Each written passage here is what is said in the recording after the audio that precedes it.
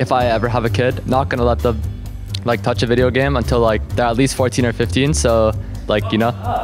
No, I wouldn't let my child, you know. You're 11? Yeah, I was, but like. Wait, then how can you ever take that away from your kid? Should at the very least have to verify your ID to play any ranked game mode. But if you're like a grown-ass man, like downloading and paying for cheats, then you should definitely be going to jail.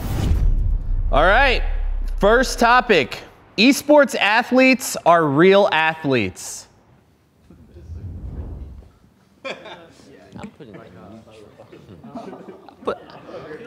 No one goes agree. He changes his opinion based off of other people. I think like 95% of our esports athletes players aren't like physically athletic, so like calling them like esports athletes kind of isn't real.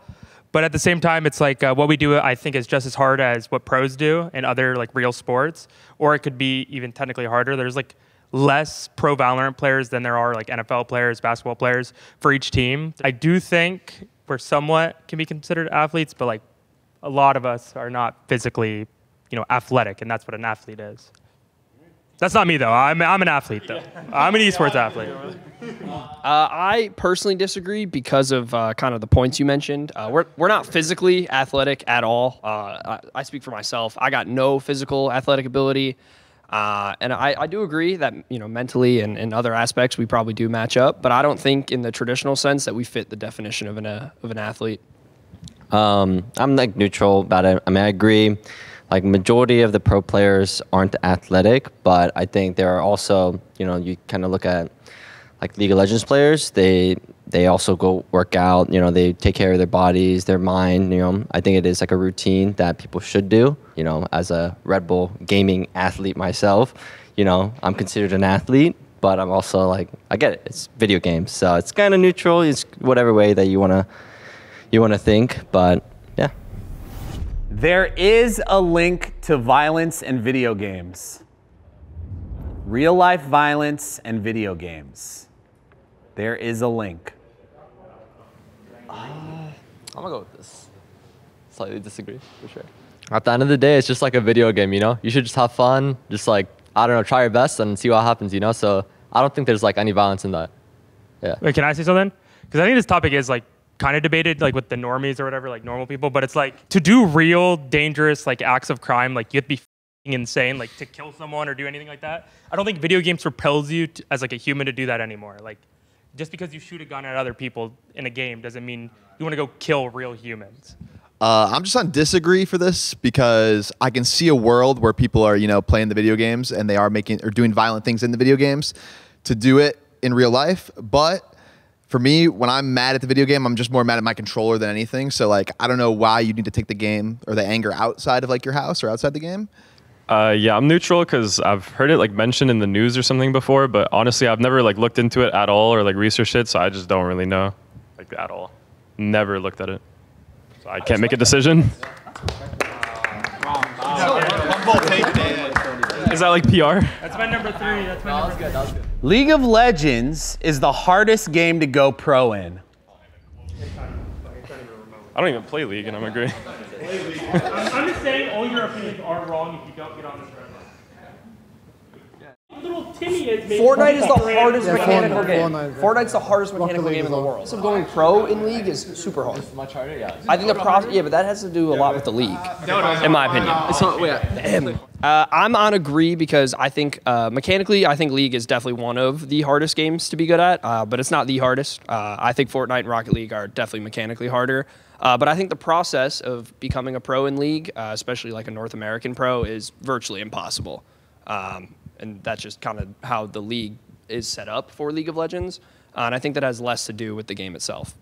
I think because of how popular League is, it's really easy to just pick up the game, play with your friends, and basically every pro I know kind of just got good at the game without trying too hard. They just played the game for fun and it got really easy at a certain point and they got to a like Apex tier. But when I look at other games, I think FPS and stuff, I've heard people calling that Tetris. It's like I think it's much more mechanically skilled to do those games. You have to try extra hard to practice like certain mechanics instead of just playing the game. So for me, League is pretty easy. I played Valorant for 2 years, but I'm still like gold. So I think FPS is more harder. Yeah, me personally, I think it's kind of in the middle. Yeah, I feel like it kind of depends on like the kind of games that you were playing growing up, because I played a lot of MOBA growing up, so it kind of came natural to me, whereas aiming and shooting, like I can't aim for shit. So I think, yeah, it just kind of depends on the games that you played growing up. And I mean, I agree that it's really hard to get into the League scene, especially for NA now, but in terms of the mechanical difficulty, I find obviously shooting games a lot harder. So I think it's just each to their own. I think League is far more complex in the sense you have to, it's more of a knowledge gap where you have to know just to get into the game, like over 160 characters. I mean, yeah, 100 items, you know, passives, all this stuff. So I think League's just a huge knowledge gap, and for people that just aren't good at it, it's hard to be good. There is nothing wrong with a game copying another game's mechanics or formula. Do you agree with that, or do you disagree? They should be more original, or if it's okay. I have a good example, I think.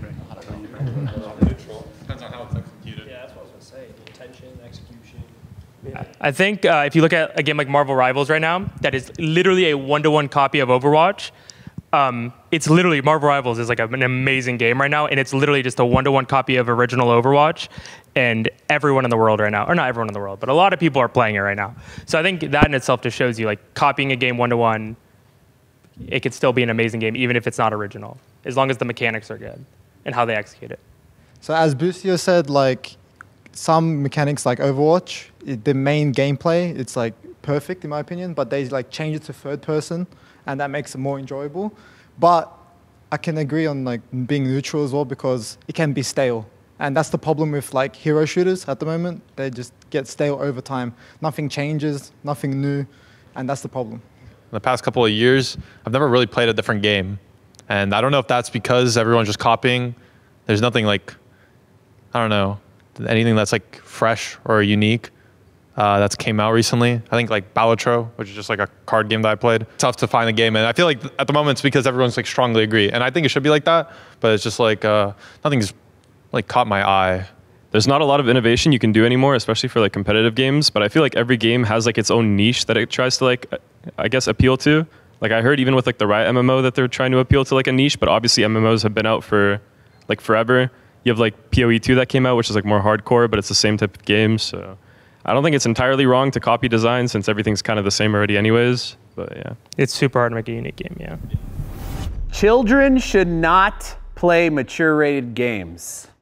Because this comes down to like more of, like to me, if my kid's 11, I really don't care if he plays anything. 11, 12. What takes it to be rated M? Like Source showed me like my first. Yeah, it's a rated M. Well, not that they like should play, but like I think they should be allowed to. I mean, growing up, I was playing like a lot of Gears of War and Call of Duty as a kid, and I think that's part of who I am today. That's why I'm like pretty good at like games in general, just because I played a lot of like shooters on console, like Gears of War and like Halo and COD. So I think it's good.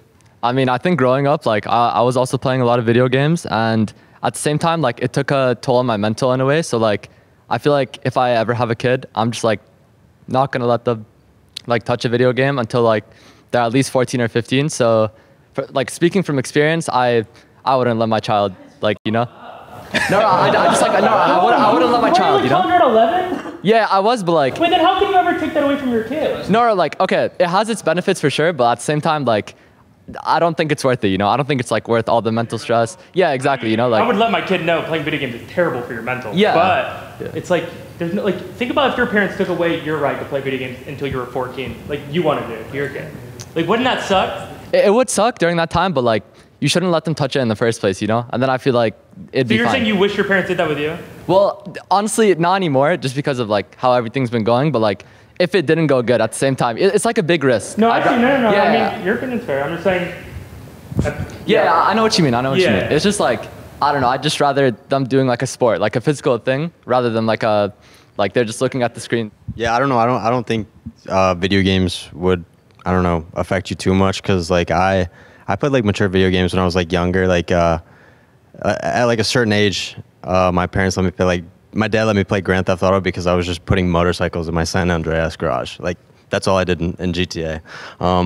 But I think if they like raise you right, I don't think it would mess with your mental too much. But who knows? Maybe it does. Maybe I'm crazy. Who knows? Every game should have an easy difficulty. So no one can play it unless you actively play it? Every game should have an easy difficulty. You agree or disagree? So this is disagree. Yeah. I mean, I don't see what's the problem. Some people just want a game to have fun. That's all. I mean, I also agree. I think every game already does kind of an easy mode. Even online games, you have COD vs AI, you have the fucking tutorial. Every game already has an inbuilt easy mode, and it's up to you whether or not to play it. Easy mode is just too boring, so I don't think it's useful. Yeah, I don't think it's useful. Easy mode just ruined the purpose of the game. I think the story should be hidden behind like actually like playing game that like is hard. And also, I just grew up. Like one of my favorite games of all time is just a permadeath game, Realm of the Mad God, and it was just legit. If you die, your entire character gets wiped, and it was just really fun. And I think it just builds a lot more stress and anxiety, and I don't know, it makes you really grow attached to the game when there's something to actually be held accountable to versus just playing and making it easy. I think some games are just meant to be hard, and that's how they should be. And making an easy mode, it defeats the purpose. Games should be somewhat challenging. I'm gonna be honest, like if I play a game on easy mode, I'm most likely not gonna replay the game on like a higher difficulty. You know, I'm gonna try to play it on the normal or, you know, the hard mode depending. And I think like the challenge, the stress, like you said, you know, is kind of what makes the game fun. When a game is just, you know, like you're just walking around and everything just does it for you, you're not really even playing a game. You're kind of just like, it's an interactive like movie, I guess, you know what I mean? And that's not really a game for me. Using cheats or hacks in games should be a prosecutable crime. Wait, strongly agree. Where's that? You agree? I'm not kidding. Death penalty. Like you would go to jail or... Oh yeah, straight to prison. Straight to prison. Like they should be punished. I'll punish them myself. I'll punish them myself. No, definitely cheated in CS when you were 12. Let me tell you. I know you're spinbotting in CS. I'm on the strongly agree side for the hacking issue. Probably a little bit of bias because I play Call of Duty and my ranked play is plagued with hackers. But I think you should, at the very least, have to verify your ID to play any ranked game mode in any game. And if you get caught hacking, you are not allowed to play ranked in any game mode ever again. Cheating in at least tournaments, which happens in like Fortnite and other games that hold online tournaments, literally steals thousands and tens of thousands of dollars from people. So I think like video games is literally built for fun, and hackers literally just insta ruin the fun for like, let's say Valorant. That's 9 people that are not having fun when there's a hacker on any team because it's an auto win or you just auto lose. Yeah, and like battle royales, one person can kill 60 people or 90 people, and then 60 to 90 people don't have fun either. So it's like literally the worst thing you can do in video games. I'm in the neutral mainly because like I agree with I think Ghosty said it, like if you cheat in a tournament, like yeah, you're legit like stealing money from other people. But if you like cheat in like ranked game competitive, like obviously that's bad. No one likes that. I don't know if you should be punished like jail time or like fined or anything like that. Everyone thinks it's bad. I'm just curious why the strongly agree people think normal everyday people should go to jail for it, because basically kids play games all the time and they're dumb. Like they're young kids, they don't know what they're doing. I almost guarantee the vast majority of the population has cheated in games before. So I think the worst punishment should be up to the developer. They get banned from the game or whatever, they lose their account. But going to jail is pretty insane. Okay, then I think if you're like a kid, then that's a little different. It's like, yeah, if you're 12 fucking cheating in CS, then it doesn't matter. It's like, you should get banned, but you shouldn't like go to jail. But if you're like a grown-ass man, like downloading and paying for cheats, then you should definitely be going to jail. Yeah, it ruins your experience, but I'll just say like in other sports, there's also cases of cheating. And I think, for example, contact sport like MMA or UFC, there are a lot of cheaters who take steroids and they actually cause physical harm and they don't go to jail, but I do think it's pretty fucked up too. Like, okay, if they're not going to jail, I don't think you should go to jail for aimbotting. Yeah, that makes sense. For online games, like your IP usually doesn't get banned, so they can make like multiple accounts. But if you get banned in real life sports, you are permanently done. Like you will be permabanned if you do steroids in baseball and MMA. So they will be permabanned from the sport, but in games, you can just make another account and then insta cheat again. and just do it over and over again. Fucking hell, mate. What are you gonna do? Yeah, I don't really have like a new reason. Pretty much agree. Majority of the people that play video games are kids, and they're super impressionable. And I feel like cheating is a pretty like attractive option for people that don't want to put in the hard work to be as good as like their favorite streamer or like video game player. Kids are pretty like impulsive, so like they might make a bad decision. Most streamers get boosted in ranked and aren't really that good. Like Nate Shot, right? Nate Shot's definitely boosted. Like Nate Shot gets boosted a little bit. Nate Shot's boosted for sure. I would say like the big streamers, a lot of them get carried by like their pro friends. But see, like someone like Timmy, he's big, but like he can play solo, and you can tell that he's like super good at Valorant, Apex. But for a lot of the other big streamers, that there's some garbage streamers. The rank that they usually get stuck at, I do think it is a little bit higher than where they should be. Like I see it all the time. I mean, I do it with friends, you know, like it's just kind of how it is. Every rank is a little bit different. And, you know, I think people have to grind through each rank and get past like bad teammates or, you know, how like a certain type of player plays, you know what I mean? Like I'm sure No, you're 100% correct. in Valorant, you know, I mean, I'm a Radiant player and I go play against a pro team. Yeah, it's chalked. It's over, right? They're just playing a different game, you know what I mean? Being a different type of player can actually be a benefit inside that elo. So it's really hard to say. I feel like most streamers, like some of them that actually like play the game, they'll end up just like naturally, you know, gravitating to their rank. I don't think any streamer really just does solo queue of like Valorant. Let's just say solo queue. They don't look for a duo. They don't try to trio or anything to just solo queue. You'll never get like the actual authentic experience. You're never gonna have the same skill level person playing ranked. And so one of them will be boosted. One of them just has to be. Like by a little bit, like you're saying like a just tier. the nature, like let's say I'm a diamond player, Kel's a plat player in the league, whatever the fuck. And it just so happens like I will just boost him up, like, or yeah, they'll just But I do agree with like the cap limit. They'll reach a cap eventually, and then they're just like boosted by one tier in that cap, and then they'll sit there for a long time. You get to a point at a certain rank where you're just going to be capped out and you're not going to be able to get boosted anymore. So I feel like once you get to that rank, you can be quite a detriment to your team, and it could like someone's not going to be able to pull you up anymore. And that's why, I strongly disagree. Well, personally, I think in League of Legends, you can't duo past Master, I think. So, I mean, if you get boosted to Master, that's still like a low elo. So. I just say streamers are probably the most transparent out of like social media people because they're always live, they're always showing their progress. So I say if you look at YouTube or something, definitely there's probably a bunch of people getting boosted. I'm sure there are like small amount of streamers getting boosted, but vast majority are where they're at, and if they weren't, they'd receive like a bunch of backlash really easily because it's too transparent to see who's getting boosted and who's not. Thank you guys. Appreciate it.